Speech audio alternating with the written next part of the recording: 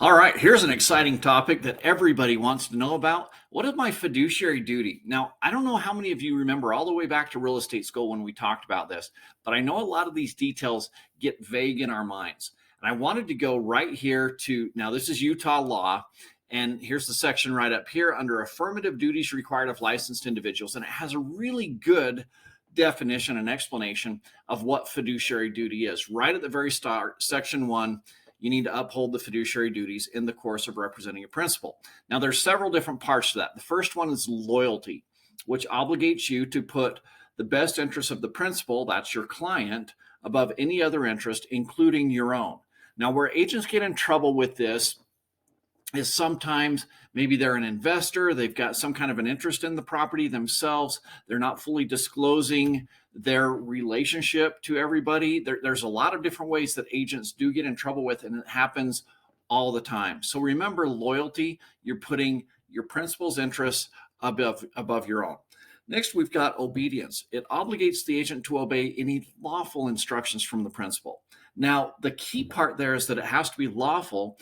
And in order for that, we have to know what the law is. And that's one of the reasons that every Monday for me, I jump in to this really exciting topic material, the law, and I study it a little bit because number one, the laws are always being changed, reformed a little bit. But again, this information gets hazy for us sometimes. And it's also one of the reasons why I make these videos, so I can pass this information on to you, because I know most of you don't have the nerdy habits that I do of getting in and reading the law each week. So you need to know what the law is. Secondly, you need to have, the courage. I'm trying to be PC here. You need to have the courage to stand up to a client if they give you unlawful instructions. You need to be able to educate them. You need to be frank with them. You need to make sure that you don't bend on these things. Now, this isn't always just from the principal, okay? But since we're talking fiduciary duty here, but I'm going to deviate just a little bit. Sometimes we get advice from mortgage lender, title companies, and I've heard it, and they're like, we've been doing this for 30 years. And the agent's just like, it just doesn't feel right. And what I love is even when my brand new agents call me up and they say, hey, I thought I remember we took a class about this. I'm not sure, but these guys say they do this all the time and have been doing so for decades in some cases. And I'm like, I'm so glad you called me because, yeah, that's against the law. It's fraudulent, whatever. But there are some bad actors out there. Some of them are bad on purpose. Some of them are unknowingly bad. But it's really good for you to know the law and at least know when something feels a little bit off, I'm going to contact my managing broker, get some clarification here. All right, the next one is full disclosure. This obligates the agent to inform the principal of any material fact that the agent learns about the other party or the transaction.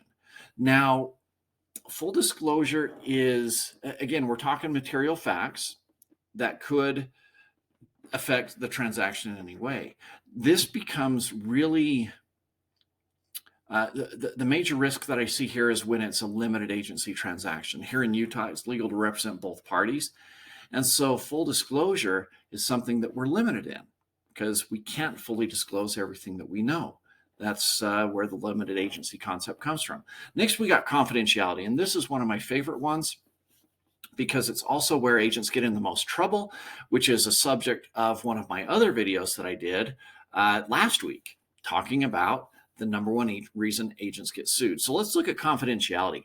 Prohibits the agent from disclosing without permission any information given to the agent by the principal that would likely weaken the principal's bargaining position if it were known, excepting any known material fact concerning a defect in the property or the client's ability to perform on the contract. Okay, so what this means is obviously the confidentiality. We don't disclose things about our clients that we know. However, the law specifically says if there's a defect in the property and we're the listing agent, we know about it, or if we're the buyer's agent, we know about it, then we need to disclose that. It's required by law.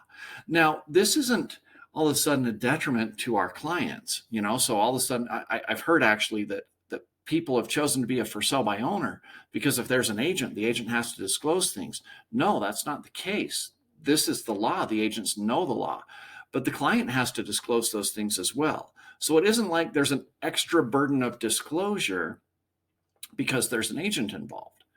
The client can't skate by not disclosing things because there isn't an agent involved. These things have to be disclosed. And this tells you right up front that the client needs to disclose those things. But if the client doesn't disclose it and you know it, then you have to disclose it. Now, obviously, that should come in tandem with a conversation with the client saying, hey, we have to disclose these things. We can't hide it. You can't hide it. I can't hide it either. And there is a separate burden on you to be truthful. So if you know of a defect in the property, you need to be having a conversation with the client, and that needs to be in the seller's disclosures.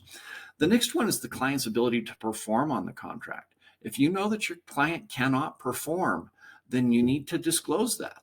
And it has, again, have that conversation with your client saying, we need, we don't want to wait for this deadline or anything like that. If we know we can't perform, we need to disclose that right away. Also means that if we've failed to perform, and one of the ways that this is abused is when we're representing a buyer and they haven't gotten their earnest money turned in. In Utah, the contract says they get it turned in within 4 days. If that money hasn't been turned in within 4 days, then this is now a material fact which by law must be disclosed to the other party. We haven't performed on the contract. We failed to perform. That's a material fact. It needs to be disclosed. All right. Now, little caveat to that, if we were on the ball and we got the earnest money collected on day 1, check bounced on day 2, title company alerted us on day 2 that the check is bounced, it didn't clear, we haven't met the terms of the contract, but the contract gave us 4 days. So we still have 2 days to make that happen. So we call our client, they're like, oh crap, sorry, we just got paid. We'll get our money in there right now and we'll get a new check. That's great. As long as we meet the deadline by day 4, we have performed on the contract. All right. So we're good to go.